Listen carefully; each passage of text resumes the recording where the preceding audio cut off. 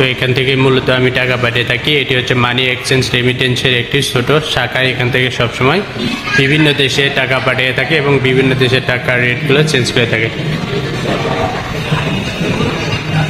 কাকা, apa kabar?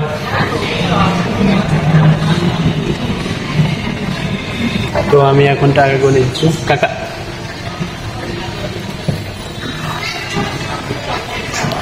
তো দেখতে পাইলেন আমি এখন হচ্ছে টাকা দিতেছি এবং টাকার সাথে আমার রিসিপ্ট দিতেছি।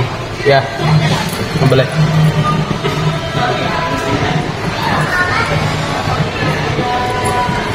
এখান থেকে আমি প্রতিবার টাকা পাঠিয়ে থাকি। হ্যাঁ, আসসালামু আলাইকুম ভিউয়ার্স। আজকে আমি আপনাদেরকে দেখাবো যে আমরা মালয়েশিয়া যারা রয়েছি, মালয়েশিয়া থেকে আমরা কিভাবে বাংলাদেশে টাকা পাঠাই। এই ভিডিওটি মূলত যারা মালয়েশিয়াতে নতুন তাদের জন্য অনেক উপকারে আসবে। তো আমি আজকে আপনাদেরকে দেখাবো মালয়েশিয়া থেকে আপনারা জানেন যে দুটি মাধ্যমে বাংলাদেশে, শুধু মালয়েশিয়া না বিভিন্ন দেশ থেকে দুটি মাধ্যমে বাংলাদেশে টাকা পাঠানো হয়ে থাকে। তার মধ্যে একটি হচ্ছে হুন্ডি বা বিকাশ, যেটি সচরাচর সবাই ব্যবহার করে থাকে, যেটি অবৈধ। আর দ্বিতীয়টি হচ্ছে ব্যাংকের মাধ্যমে টাকা পাঠালে আপনার দেশের কিছু বেনিফিট ট্যাক্স পায়। সেটা হয়তো কিছুটা টাকা কম আসছে, কিন্তু এটাই হচ্ছে বৈধ পদ্ধতি। তো আজকে আমি ব্যাংকে গিয়ে আমার টাকা পাঠাবো এবং আপনাদেরকে দেখাবো আপনারা কিভাবে ব্যাংকে গিয়ে টাকা পাঠাবেন। তো এখন আমি যাচ্ছি ব্যাংকের দিকে, রওনা যাচ্ছি। আপনারা মূলত যে এরিয়াতে থাকেন, যেখানে থাকেন, সে এরিয়ার আশেপাশে বিভিন্ন মানি এক্সচেঞ্জার বা ব্যাংক দিতে পারবেন, যেমন রেমিটেন্স, এনবিএল, বিভিন্ন ধরনের ব্যাংক যেগুলো টাকা বাংলাদেশে টাকা পাঠিয়ে থাকে। সেগুলোতে গিয়ে আপনারা সেখান থেকে আপনার একটি পাসপোর্টের ফটোকপি দিয়ে প্রথমবার আপনি ভালোভাবে টাকা পাঠালে নেক্সট টাইম আর আপনার পাসপোর্টের বা ফটোকপির প্রয়োজন হবে না। আপনি প্রথম যে টাকা পাঠাইছিলেন সেই টাকা রিসিপ্টটি নিয়ে গেলেই যত টাকা পাঠাবেন সেখানে দিলে আপনার রেট অনুযায়ী সে টাকা পাঠানো হবে। আরেকটি কথা বলে রাখি, ব্যাংকে টাকা পাঠানো এবং হুন্ডিতে টাকা পাঠানোর সুবিধা অসুবিধা কি। ব্যাংকে টাকা পাঠানোর সুবিধা হচ্ছে, ব্যাংকে আপনার টাকা চাইতে কোনো সমস্যা হলে বা কোনো ঝামেলা হলে, যদি টাকা দিতে দেরি হয়, তাহলে আপনি অবশ্যই ব্যাংকে গিয়ে যোগাযোগ করলে নিয়ম অনুযায়ী আপনি টাকাগুলো ফেরত পাবেন। আর এক্ষেত্রে যদি কোনো বড় ধরনের ঝামেলা হয়, আপনি আইনের আশ্রয় নিতে পারবেন। এটি হচ্ছে ব্যাংকের ক্ষেত্রে বড় ধরনের সুবিধা। আর ব্যাংকের ক্ষেত্রে দুইভাবে টাকা পাঠানো যায়, এক হচ্ছে পিন নাম্বারে আর এক হচ্ছে অ্যাকাউন্ট নাম্বারে। আপনারা যদি অ্যাকাউন্ট নাম্বারে টাকা পাঠান তাহলে হয়তো 2 থেকে 3 দিন সময় লাগতে পারে, আর পিন নাম্বারে টাকা পাঠালে খুব তাড়াতাড়ি বাংলাদেশে পেয়ে যাবেন। তবে এক্ষেত্রে সুবিধা হচ্ছে ব্যাংকে অ্যাকাউন্টের নাম্বারে টাকা পাঠালে আপনারা রেট বেশি পাবেন, আর পিন নাম্বারে টাকা পাঠালে অনেক কম পাইবেন। এখন আসি হচ্ছে কার বিকাশে যদি আপনারা টাকা পাঠান তাহলে ব্যাংক রেট থেকে অনেক বেশি পাবেন, 1 টাকার মতো বেশি পাবেন। আর এটি সুবিধা হচ্ছে কার আপনার ব্যাংকে যাতায়াত লাগে না, পরিচিত কোনো ব্যক্তি থাকলে তার মাধ্যমে আপনারা টাকাটি পাঠাতে পারেন। তবে এই ক্ষেত্রে বড় ধরনের অসুবিধা হচ্ছে, যে ব্যক্তিকে আপনি টাকা দেবেন সেই ব্যক্তি যদি আপনার টাকা মারা যায় তাহলে আপনি সেই টাকাটা তোলার কোনো সিস্টেম নেই, কারণ এক্ষেত্রে আপনি আইনের কোনো আশ্রয় দিতে পারবেন না, এটি সম্পূর্ণ অবৈধ। তো এইভাবে টাকা পাঠানো নিরাপদ নয়। আর ব্যাংক অ্যাকাউন্টের মাধ্যমে যদি আপনারা টাকা পাঠান তাহলে সম্পূর্ণ নিরাপদে টাকা পাঠাতে পারবেন, টাকার একটা সেফটি থাকে। তো এই ছিল দুটির মধ্যে পার্থক্য, ব্যাংকে টাকা পাঠানো এবং বিকাশে বা হুন্ডিতে টাকা পাঠানো। আশা করি আপনাদেরকে এই সম্পর্কে কিছুটা হলেও ধারণা দিতে পেরেছি। তো এখন আমি আপনাদেরকে দেখাবো যে আমি কীভাবে টাকা পাঠাই, এই প্রসেসটি দেখাবো।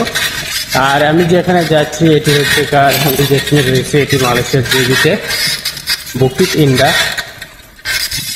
এখানে আমি ইয়ন মার্কেটের রেমিটেন্স থেকে মানি এক্সচেঞ্জ থেকে টাকা পাঠিয়ে থাকি। আমি সবসময় ব্যাংকেই টাকা পাঠিয়ে থাকি, কারণ আমার কম হোক কিন্তু আমি চাই আমার টাকাতে কিছুটা প্রফিট আমার বাংলাদেশেও পাক এবং আমার টাকা যেন বৈধভাবেই যায়, কারণ বৈধভাবেই এই জন্য আমার সাজেস্ট থাকবে যাই যেটা করেন আপনারা সবসময় চেষ্টা করবেন যে বৈধভাবে টাকা পাঠানোর জন্য। আর অবৈধভাবে টাকা পাঠায় একটাই কারণ হচ্ছে টাকা আর দ্বিতীয়ত হচ্ছে কার ব্যাংকে যাতায়াতের একটা ঝামেলা থাকে না, পরিচিত লোক কাছে থাকলে তাকে দিয়ে খুব সহজে টাকা পাঠানো যায়। কিন্তু এই ধরনের একটি বড় রিস্ক আপনাদেরকে এখনই বললাম, এটি হচ্ছে বড় রিস্ক যে আপনার টাকা নিয়ে কোনো ঝামেলা হলে পরবর্তী কোনো আইনের আশ্রয় বা কোনো বৈধভাবে লিগ্যাল পদ্ধতিতে আপনারা তার ব্যবস্থা করতে পারবেন না, এটি হচ্ছে বড় সমস্যা। তো আশা করি এই সম্পর্কে আপনাদেরকে সম্পূর্ণ হলেও ধারণা দিতে পেরেছি। তো এখন আমি প্রায় ইউন মার্কেটে চলে এসেছি, এখন আমি এখান থেকে টাকা পাঠাবো এবং আপনাদেরকে প্রসেসটি দেখাবো। তো ভিউয়ার্স, আমি যেখান থেকে টাকা পাঠাই সেই ইউন মার্কেটে এখন এসেছি, আর ইউন মার্কেটের ভিতরে এখন প্রবেশ করতেছি। আর বাইরে খুব গরম পড়েছে, রোদ, মালয়েশিয়াতে প্রচুর রোদ। আপনারা জানেন যে মালয়েশিয়াতে এক ঋতুতে সবসময় প্রায় গরম আর প্রায় প্রতিদিনই বৃষ্টি হয়ে থাকে। তো এখন আমি যেখান থেকে টাকা পাঠাই সেই ইউন মার্কেটের ভিতরে প্রবেশ করতেছি। তো এখন আমি যেখান থেকে টাকা পাঠাই ইউন মার্কেটের ভিতরে প্রবেশ করলাম, আর আপনাদেরকে আমি দেখাবো যে আমি এখান থেকে কত টাকা রেট পাই, আজকে কত টাকা রেট, এটিও আপনাদেরকে দেখাবো। তো ইউন মার্কেটের ভিতরের লুকটা আপনারা দেখতে পাচ্ছেন, কত সুন্দর দৃশ্য। এর আগে আমি অন্য একটি ব্লগে আপনাদেরকে ইউন মার্কেটে কিছুটা অংশ দেখিয়েছিলাম। তো আজকে আমার হাতে বেশি সময় নয়, আমাকে ডিউটিতে যেতে হবে, আমি টাকা পাঠিয়ে আবার তাড়াতাড়ি ডিউটিতে চলে যাব, এর জন্য আমি দ্রুত যাইতেছি। আপনাদের আশেপাশের দৃশ্যগুলো আর দেখাতে পারবো না।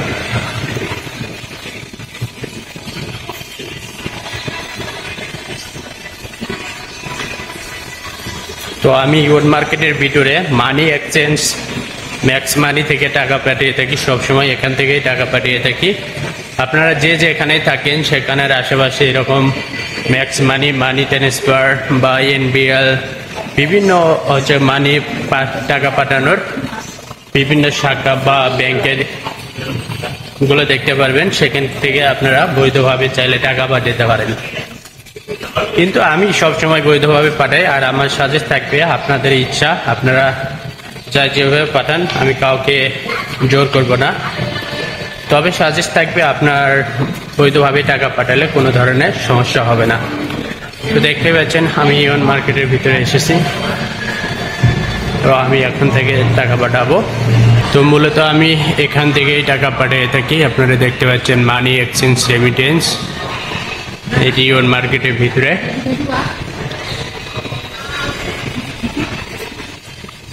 তো এখান থেকে মূলত আমি টাকা পাঠিয়ে থাকি। এটি হচ্ছে মানি এক্সচেঞ্জ রেমিটেন্সের একটি ছোট শাখা। এখান থেকে সবসময় বিভিন্ন দেশে টাকা পাঠিয়ে থাকে এবং বিভিন্ন দেশের টাকার রেটগুলো চেঞ্জ করে থাকে।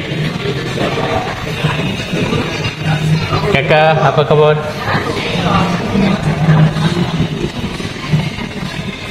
তো আমি এখন টাকা গুনে দিচ্ছি। কাকা,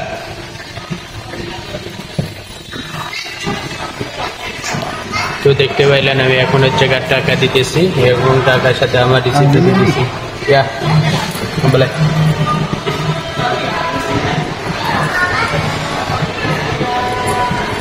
এখান থেকে আমি প্রতিবার টাকা পাঠিয়ে থাকি। হ্যাঁ বলে ওকে ওকে। তো গাইস, আমি এখান থেকে এখন টাকা পাঠালাম, কিন্তু আমাকে সেখান থেকে একটি রিসিপ্ট দেওয়া হয়েছে। আর সেখানে আমি ভিডিও করতে চেয়েছিলাম, তারা আমাকে নিষেধ করেছে, বলল যে এখানে ভিডিও করা নিষেধ, তাই আপনাদেরকে বিস্তারিত প্রসেসটি দেখাতে পারলাম না।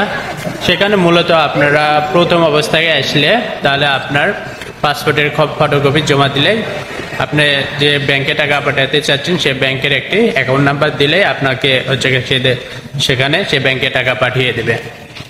তো তারপরে আপনাকে এভাবে একটি রিসিপ্ট দেওয়া হবে। সেই রিসিপ্টটি নিয়ে আপনার নেক্সট টাইম যদি টাকা পাঠাতে আসেন তাহলে আর আপনার কোনো পাসপোর্টের ফটোকপি বা কোনো কিছু প্রয়োজন নাই, শুধু এই রিসিপ্টটি নিয়ে এসে আপনারা যে রেট আছে সেই রেটে টাকা পাঠাতে পারবেন। তো আপনাদেরকে আমি দেখাই আজকে রেট কত।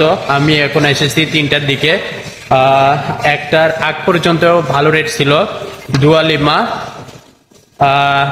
দুয়া তিগা, অর্থাৎ 25 টাকা 23 পয়সা ছিল। তো আমি এখন পেয়েছি হচ্ছে কার, আপনারা দেখতে পাচ্ছেন, আপনাদেরকে ইন্ডিকেট করে আমি দেখাচ্ছি, দেখতে পাচ্ছেন কিনা,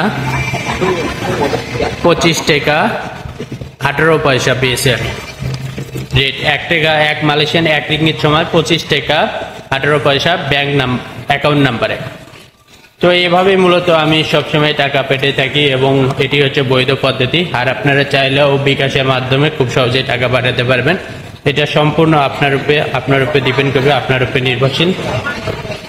তো ভিডিওটি দেখে যদি ভালো লাগে অবশ্যই লাইক, কমেন্ট এবং চ্যানেলটি সাবস্ক্রাইব করবেন, এবং যারা ভিডিওটি ফেসবুক পেজ থেকে দেখছেন পেজটি ফলো দিয়ে রাখবেন। তো ভিউয়ার্স, আমার কথার মধ্যে যদি কোনো ভুল ত্রুটি হয়ে থাকে অবশ্যই ক্ষমা দৃষ্টিতে দেখবেন, কারণ আমি চাই সবসময় সকলে ভালো করার জন্য। এক্ষেত্রে অনেকের অনেক অসুবিধা হতে পারে বা কারো কাছে খারাপ হতে পারে। তো আজকের ভিডিওটি এ পর্যন্তই, দেখা হবে নেক্সট পরবর্তী কোনো ব্লগে। তো সকলে ভালো থাকবেন, সুস্থ থাকবেন, আল্লাহ হাফেজ।